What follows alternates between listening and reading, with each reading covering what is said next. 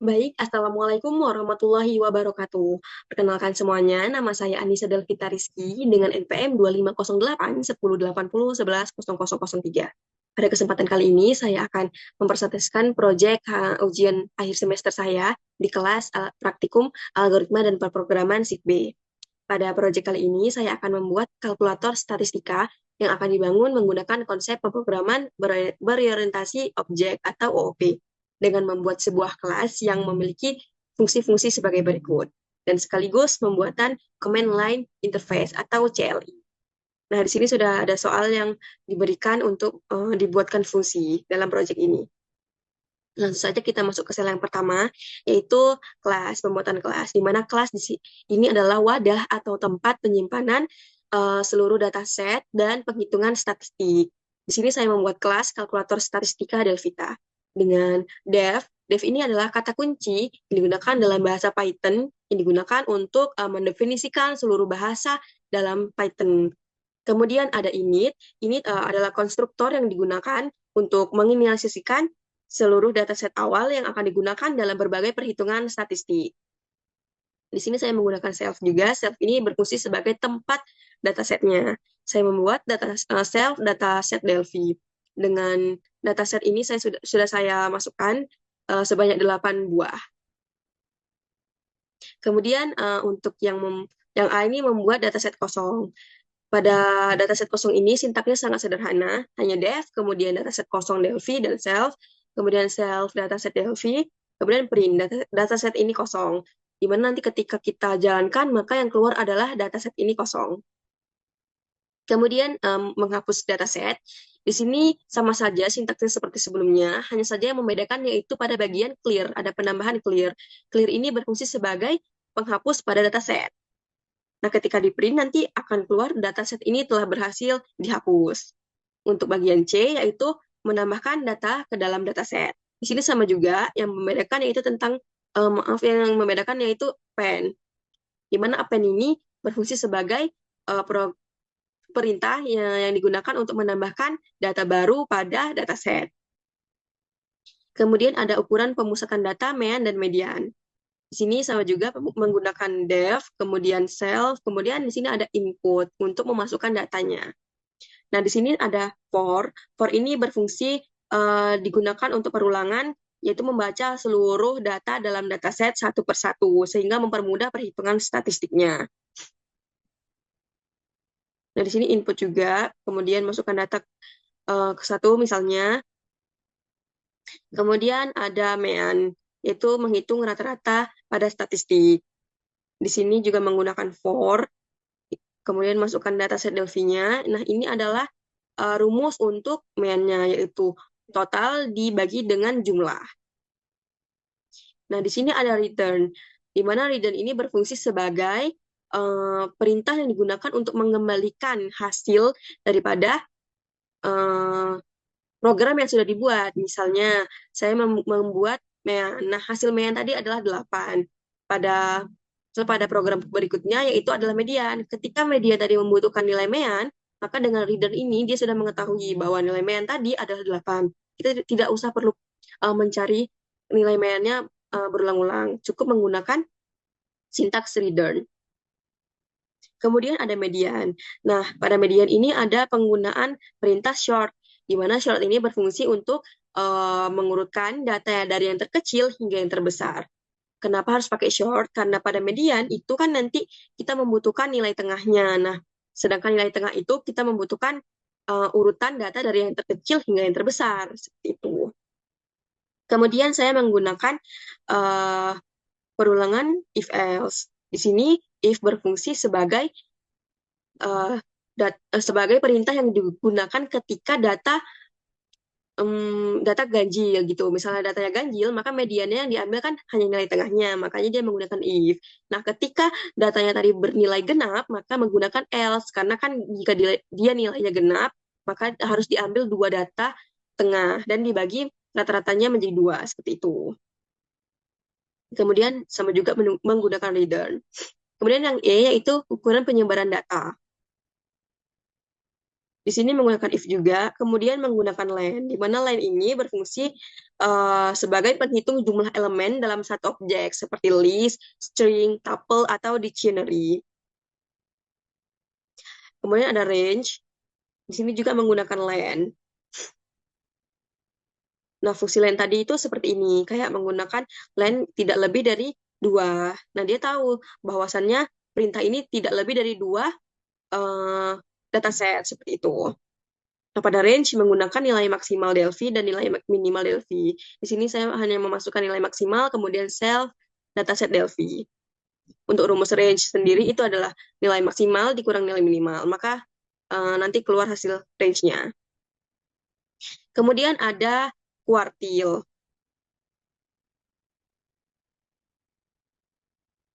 Di sini juga menggunakan len. Kemudian return none ini itu berarti tidak ada pengembalian. Nah, ini untuk perintahnya sudah dibuat dari Q1 sampai Q3, di mana nanti misalnya kita membutuhkan Q1, kita harus menggunakan if, membutuhkan Q2 dan Q3 itu menggunakan elif. Nah, untuk else itu adalah uh, pemberitahuan bahwasannya misalnya pengguna memasukkan nilainya itu tidak di antara 1 sampai 3. Nah, maka nanti keluar seperti ini, input salah, maka gunakan Q1 sampai 3. Kemudian ada nilai IQR atau jarak antar kuartil. Di sini memasukkan nilai Q1, Q2, kemudian masukkan self, kuartil, Delphi. Kemudian pilih 1 dan 3. Kenapa 1 dan 3? Karena kan rumus IQR itu Q3 dikurang Q1 atau maksimal dikurang minimal, maka keluarlah IQR. Kemudian nilai variance.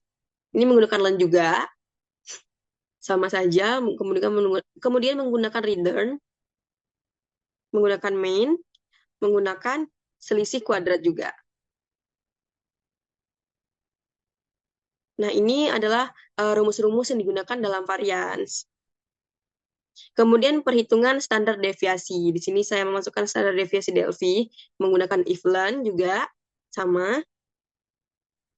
Yang membedakan hanya dikali 0,5 saja. Lainnya itu sama seperti variance. Kemudian perhitungan summary statistik. Nah, di sini sederhana sekali sebenarnya, hanya saja dia karena summary kan panjang, jadi terlihat agak rumit, tapi sama saja. Di sini menggunakan def, summary statistik Delphi, kemudian masukkan print, summary statistik. Nah, di sini kita memasukkan nilai-nilai yang sudah kita hitung tadi, seperti mean, median, range, dan seterusnya. Kemudian print seluruhnya ini, seluruh summary-nya, return. Kemudian ada korelasi person antara dua variabel, maaf ini variabel.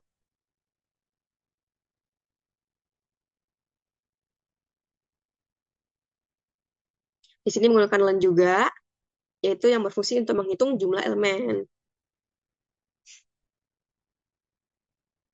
Nah, ini adalah rumus-rumus yang digunakan untuk menghitung korelasi personnya.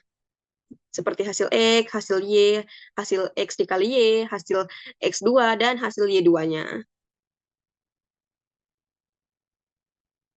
Ini ada for juga. Kemudian kan menggunakan pembilang dan penyebut, maka dimasukkanlah rumus N dikali hasil XY dikurang hasil X dikali hasil Y. Penyebutnya N dikali hasil X2 dikurang hasil X dikali 2. Maaf, maksudnya dipangkat 2. Kemudian dikali N, dan seterusnya. Kemudian untuk rumusnya yaitu pembilang dibagi penyebut dikali 0,5. Kemudian ada model regresi linear sederhana, di mana di sini sama saja menggunakan len. Yang membedakan yaitu adalah slope atau kemiringan garis, yaitu pembilang dibagi penyebut, kemudian ada intercept. Nah, ini adalah rumus-rumus yang digunakan untuk menghitung model regresinya. Kemudian, ini adalah project perintah project yang terakhir atau soal yang terakhir, yaitu menghitung koefisien determinasi atau R kuadrat. Ini juga menggunakan learn. Nah, ini adalah rumus-rumus yang digunakan untuk menghitung koefisien determinasi. Dapat dilihat bahwasannya ada kali, ada tambah, dari nilai-nilai yang sudah dimasukkan. Seperti itu. Di sini menggunakan jumlah atas dan jumlah bawahnya. Kemudian jumlah atas dibagi jumlah bawah. Nah, kita masuk ke sel yang kedua, di mana di sini adalah pembuatan Command Line Interface atau CLI. Di sini saya sudah membuat kalkulator CLI Delphi dengan def main. Main ini adalah berfungsi untuk menjalankan program nantinya dengan while true atau perulangan yang digunakan untuk menu agar ditampilkan terus-menerus sampai pengguna menginput nilai keluar atau berhenti. Kemudian ada try. Try ini adalah fungsi yang digunakan ketika nantinya kalkulatornya itu error, seperti itu.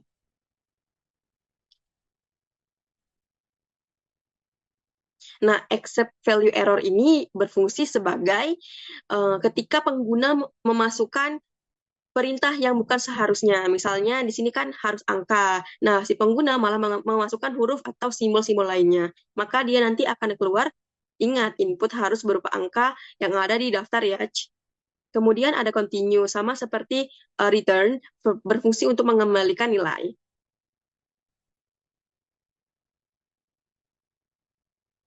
Nah, di sini try-nya pilihan input masukkan data dari 1 sampai 9.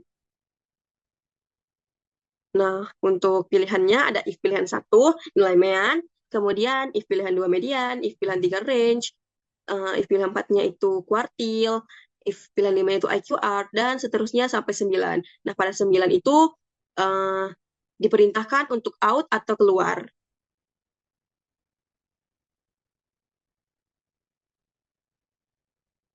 Nah, di sini saya membuat perintah, misalnya dia si pengguna memasukkan angka 9, maka perintahnya maka outputnya itu masa Anda di sini telah usai ICU, kemudian break, kemudian else.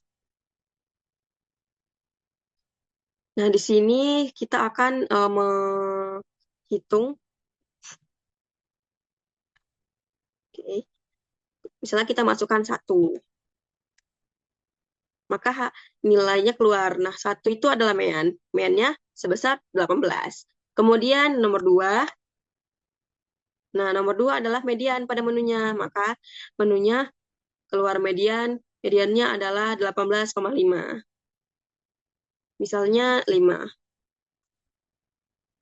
Maka keluar nilai IQR-nya sebesar 7. Misalnya ini kita memasukkan selain angka yang sudah diperintahkan dari 1 sampai 9. Misalnya kita masukkan di luar dari 1 sampai 9. Misalnya T. Nah, maka dia outputnya ingat input harus berupa angka yang ada pada daftar ya. Nah, bisa kita menghitung output dari summary-nya. Maka keluar nilai summary seluruhnya. Ada mean-nya, ada mediannya, range, ada nilai IQR, kemudian interquartile, dan seterusnya, sampai standar deviasi. Jika kita memasukkan perintah yang ke-9, atau angka yang ke-9, maka fungsi akan berhenti, karena perintahnya itu adalah out atau keluar. Nah, di sini outputnya masa Anda, di sini telah usai ICU. Seperti itu. Nah, mungkin hanya sampai di sini saja penjelasan project saya kali ini. Mohon maaf bila masih banyak kekurangan karena saya juga masih belajar. Dan terima kasih atas segala perhatian. Saya ucapkan wassalamualaikum warahmatullahi wabarakatuh.